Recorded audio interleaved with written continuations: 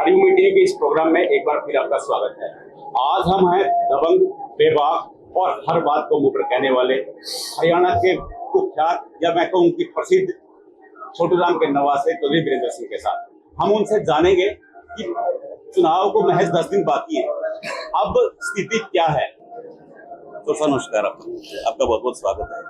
क्या हालात हैं? 10 दिन बाकी है चुनाव को। ठीक है, हालात तो अभी तक जो बने हैं वो भाजपा को लोग सत्ता से बाहर करना चाहते हैं हरियाणा। और कौन पार्टी कर सकती है, मतदाता के मन में सिर्फ यही है कि कांग्रेस एक ऐसी पार्टी है जिसका समर्थन करने से हम भाजपा को सत्ता से अलग कर सकते हैं।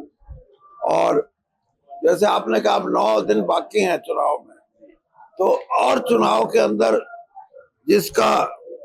जिसको हम ये कहें कि कौन किसके साथ खड़ा होगा, वोटर की बात कर रहा हूँ। वोटर बहुत बड़ी संख्या में, तो जहां खड़ा होना वो खड़ा हो चुका है, लेकिन कुछ ऐसे होते हैं फैन सिटर जिनको बोलते हैं, उनकी संख्या ज्यादातर अब अगले 2-4 दिन में कांग्रेस के पक्ष में और आएगी, क्योंकि फैन सिटर वोटर ये देखता है जीतने वाली पार्टी कौन सी है। तो स्पष्ट रूप से कांग्रेस की बड़ी जीत होने वाली है। और ये मैं इसलिए नहीं कह रहा कि मैं कांग्रेस में आया, अगर स्थिति कमजोर होती तो मैं कमजोर में बता सकता हूँ। ये तो मैं जानता हूँ। हाँ, लेकिन है अब, और जन समर्थन है। और आपने पार्लियामेंट में भी देखा होगा कि कांग्रेस से ज्यादा, कांग्रेस के कार्यकर्ताओं से ज्यादा साधारण वोटर लड़ रहा था, पार्लियामेंट का चुनाव लड़ रहा था। और यही बात अब इसकी दूसरी स्टेज जिसको कहते हैं वो अब विधानसभा का इलेक्शन है, उसमें भी ऐसा ही माहौल है। मैं गजेंद्र के चुनाव के बारे में आपसे नहीं पूछूंगा, क्योंकि मैं उनका काफिला देख के आया हूँ। मैं पूरे प्रदेश में जो स्थिति है, आम आदमी लड़ रहा है, ये बात आपकी सही है, लोकसभा चुनाव भी लड़ा, लेकिन कांग्रेस वाले आपस में भी लड़ रहे हैं। कल एक रणदीप का ट्वीट आया कि 3 मुख्यमंत्री के दावेदार हैं, कुमारी शैलजा, रणदीप और हुड्डा। वो क्या होता है अभी? नहीं, अच्छी बात है, और 3 के बजाय 6 हो जाए तो कौन सी बुरी बात। बात यह है कि कांग्रेस सत्ता में नहीं है। सत्ता में होती तो फिर जो मुख्यमंत्री होता वही ये समझा जाता कि वही होता। अब कांग्रेस सत्ता में आएगी तो हमेशा ये परिपाटी रही है कि कांग्रेस ऐसी स्थिति में अपना मुख्यमंत्री चुनाव से पहले घोषित नहीं करती। और इसीलिए जैसे हम सब जानते हैं कि जो विधायक जीतेंगे उनसे सलाह मशवरा किया जाएगा। सेंट्रल पार्लियामेंट्री जो हमारी वर्किंग कमेटी है वो भेजेगी ऑब्जर्वर, और ऑब्जर्वर फिर रिपोर्ट देंगे, और उस रिपोर्ट के बाद अंतिम फैसला कौन मुख्यमंत्री होगा ये हमारे नेता भी सोनिया गांधी जी, राहुल गांधी जी का होगा। कुमारी शैलजा 10 दिन तक गायब रही, अलग तरह की चर्चाएं, मनोहर खट्टर ने भी निमोद न्योता दे दिया कि वो आए, बाद में कुमारी शैलजा ने खत्म कर दिया। आप भाजपा में रहे, आप उनको बहुत बेहतर तरीके से समझते हैं। वो क्या था वो पूरा गेम? 10 दिन तक तो चला एक रूमर कि वो 24% जो दलित वोट है उनका गेम था, या कुछ और था? कुछ नहीं, देखो बात ये होती है कि सभी नेता अपने अपने समर्थन को टिकट दिलवाने का कोशिश करते हैं, और शैलजा जी ने भी की, और रणदीप सुरजेवाला जी ने भी की। भूपेंद्र सिंह हुड्डा को ये कहते हैं कि इनके ज्यादा टिकटें मिली, वो उसका साधारण, अगर आपका उसका जमा घटा करो तो जो सिटिंग एमएलए हैं उनको सबको कांग्रेस ने टिकट दी है। तो उनमें 80% विधायक, बल्कि 85% विधायक, 2 को छोड़ दें तो बाकी सब 2 नहीं है, 6 को छोड़ देते। हाँ, 2 तो ऐसे हैं जो दूसरी पार्टियों से आए हैं, और 5 ऐसे हैं जो जिनको हम और आप ये समझते हैं कि शायद उस खेमे के नहीं। बाकी तो भूपेंद्र सिंह हुड्डा के सभी साथी हैं, इसमें कोई दो राय नहीं। 72 टिकटें भूपेंद्र हुड्डा को मिली। आपने 30 एमएलए की बात कही है, चर्चाएं हैं कि 72 टिकटें मिली हैं। कुमारी शैलजा जी से 6 से 7 टिकटें आई हैं, रणदीप सुरजेवाला 2 टिकटें ले पाया। आप उसमें चर्चा में नहीं थे उस समय, ऐसा दबंग नेता, शांत। अब भी आप ऐसे में लग रहा है कि चुनाव की थकान हो रही है, वरना देवर था। नहीं नहीं, तेवर मैं इसलिए नहीं दिखाता, मैं 10 साल दूसरी पार्टी में रह गया। यही बड़ा तेवर था।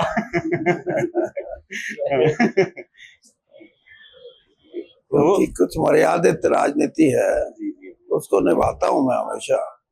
और इसलिए मैं ये समझता हूं कि जैसे आपने कहा कि टिकटों का बंटवारा, ये कोई मायने नहीं रखता। कांग्रेस जब कोई निर्णय ले लेती है तो वो सबको स्वीकार्य है।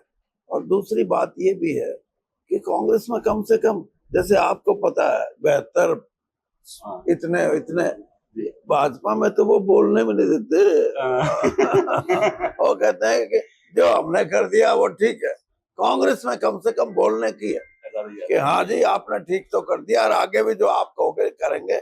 लेकिन हमारा हम इस सोच के हैं, अपनी सोच बताने का कांग्रेस मौका देती है। और यही कारण है कि प्रजातंत्र में अगर भाजपा को कांग्रेस से मुकाबला किया जाए सोच का, तो भाजपा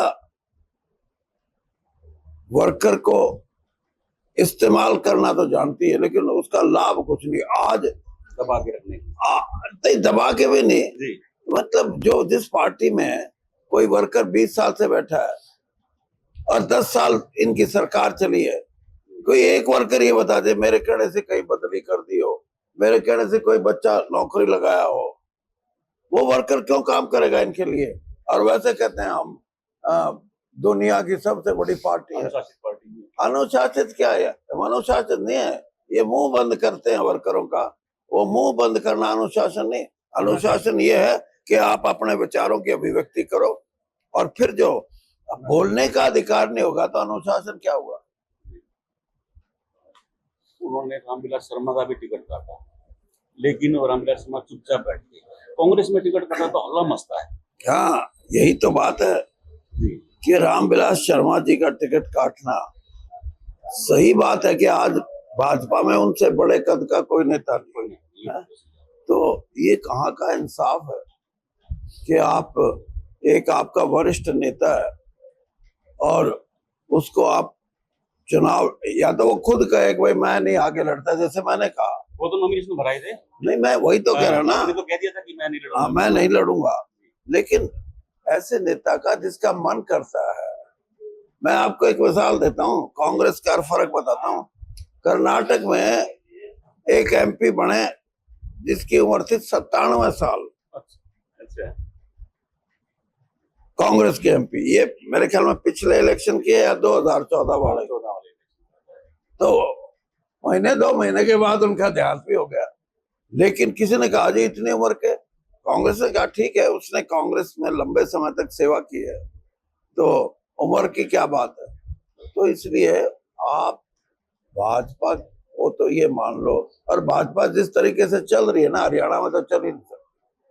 वो तो कहते हैं हरियाणा को बांट दो, धर्म के नाम पे बांट दो। वो बांट नहीं सकते क्योंकि मुस्लिम भाई थोड़ी आबादी है।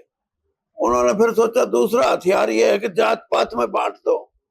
आज मैं इसीलिए कह रहा हूं, जो परिणाम आएंगे ना वो सिर्फ इस बात के लिए आएंगे कि आप हमारे को इकट्ठा रहने दो, भाईचारे को बना के रखने दो। हम 36 बिरादरी के भाई कोई ऐसी राजनीति बर्दाश्त नहीं करेंगे जिसमें हमारे को एक दूसरे के नफरत करने की बात सिखाते हो, एक दूसरे से लड़ने की बात सिखाते हो। और यही भुगतना पड़ेगा भाजपा को। अगर आप राजनीति करते हो तो अपने कामों की करो। ये थोड़ा है कि आप समाज को खराब करने का ठेका। हरियाणा खराब नहीं होगा सामाजिक तौर पे। मैं इसीलिए तो कहता हूं कि कोई मेरे से पूछने लगा अरे भाजपा की क्या रहेगा। मैंने कहा भाजपा को ना तो राज करना आता, वो तो सुशासन की बात करते ना, उन्हें शासन भी नहीं आता। हाँ, और दूसरा मैंने कहा जो उनकी सोच है, सामाजिक सोच, आर्थिक सोच, आज क्या है? आज किसान क्यों आंदोलित है? क्योंकि इस देश की बढ़ती हुई अर्थव्यवस्था, जिसको हम ये कहते हैं कि दुनिया की 5वीं सबसे बड़ी अर्थव्यवस्था है, उसमें किसान को क्या मिला है? और गरीब जो कमेरा वर्ग है उसको कुछ नहीं। तो इसलिए 70% आबादी का ये हाल हो कि उनकी कोई सुनाई ना करे, तो ये सोचते हैं कि राजपाट बचेगा। हरियाणा में तो अभी खत्म हो जाएगा। और मैं आपको, और जो आपकी खबर सबसे अच्छी छपेगी, 2 साल में ये सरकार ही टूट लेगी, दिल्ली वाली।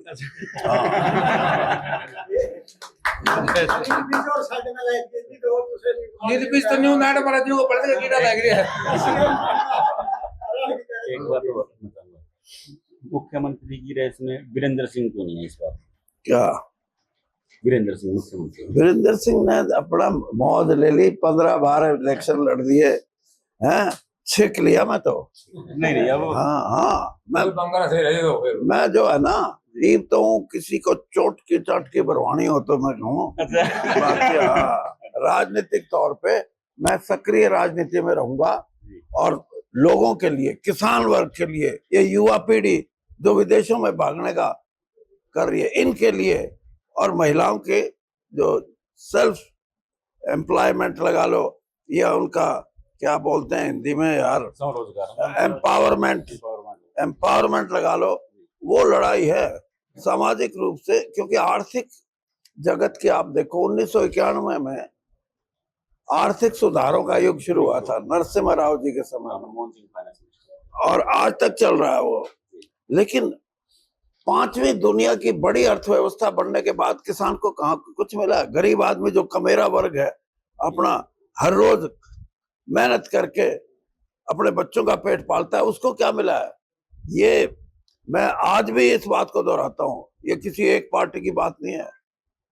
मैं ये कहता हूँ कि अगर आप कमेरों को और किसान को उनका हक नहीं दोगे, तो इस अर्थव्यवस्था का कोई मतलब नहीं। अर्थव्यवस्था में रिव्यू करो, उसको देखो कि किसान को आप किस तरीके से ये लगे कि अब बढ़ती हुई अर्थव्यवस्था में मेरा भी योगदान है, जेब भारी हुई है। गरीब आदमी को भी ये लगे कि मेरे को भी अच्छा मेहनताना मिलने लगा है, और मेरे बच्चे भी अच्छे स्कूल में अच्छी पढ़ाई कर सकते हैं, विदेशों में जाके पढ़ सकते हैं। मेरे माँ बाप बीमार हो जाए तो उनको बढ़िया से बढ़िया अस्पताल पर बड़े से बड़े डॉक्टर से मैं इलाज करा सकता हूँ। इस अर्थव्यवस्था में उनको ये नहीं मिल रहा। और आप सरकार किसी की भी हो, कल कांग्रेस की भी सरकार आएगी, आज बीजेपी की है, मैं ये कहता हूँ कि इस अर्थव्यवस्था में दोबारा से विचार करो। गरीब आदमी को घना सताओगे तो तरह राजपाट किसी का भी छुट्टी हो जाएगी। इसलिए मेहरबानी करो और अर्थव्यवस्था को दोबारा से सोचो। मोदी जी बहुत बड़े नेता बन गए, क्या बन गए भाई? अगर आप ये कहते हो कि मैं 80 करोड़ लोगों को 5 किलो आटा खिलाता हूं, ये बड़े बनने की निशानी है। इसका मतलब यह है कि सोच का ये हिस्सा कि इनको टुकड़े तो फेंकते रहो राशन के रूप में और किसी रूप में, ताकि मरे तो नहीं, लेकिन ऊपर उठने का मौका ना दो। सामाजिक तौर पे ये न्याय आएगा, कब आएगा, गरीब आदमी कब उठता है, वो देख लेना। या तो सरकार इस बात को समझ जाएगी कि गरीब उठा तो कुछ हाथ नहीं लगेगा, फिर सबको भागना पड़ेगा। और अगर गरीब को उसका हिस्सा मिले तो भाई फिर तो कोई सरकार खुशहाल होगा, सबकी खुशहाली होगी इसमें। अब उस खुशहाली का अगर कुछ चंद व्यापारियों को, चंद उद्योगपतियों को, चंद जो वाणिज्य में काम करने वाले लोगों को उसी का फायदा होना, तो फिर क्या, कितनी बड़ी इकोनॉमी हो, अब 5वें नंबर के 3रे नंबर की हो जाएगी, तब क्या होगा?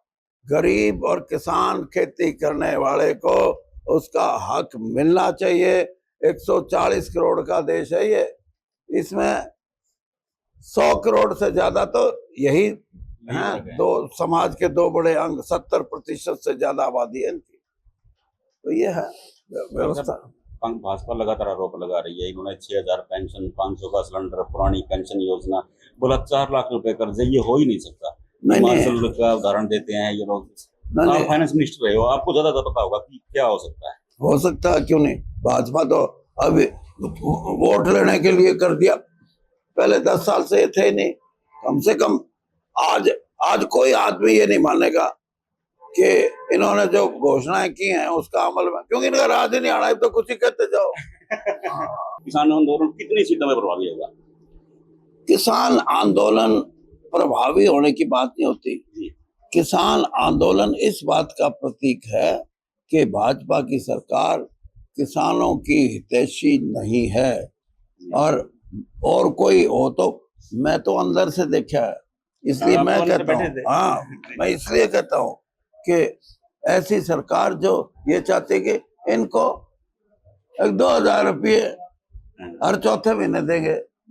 भाई हमने राज बना लेने दो किसानों ने, जो 2,000 देने वाले हम उनको 4,000 देंगे। क्या बात है। हाँ, हम उनको देंगे जो हमारे को कहते हैं 2,000 लो। हम कोई यानी कोई ये समझे कि हम भिखारी हैं। किसान भिखारी नहीं, अपनी मेहनत से कमाता है वो।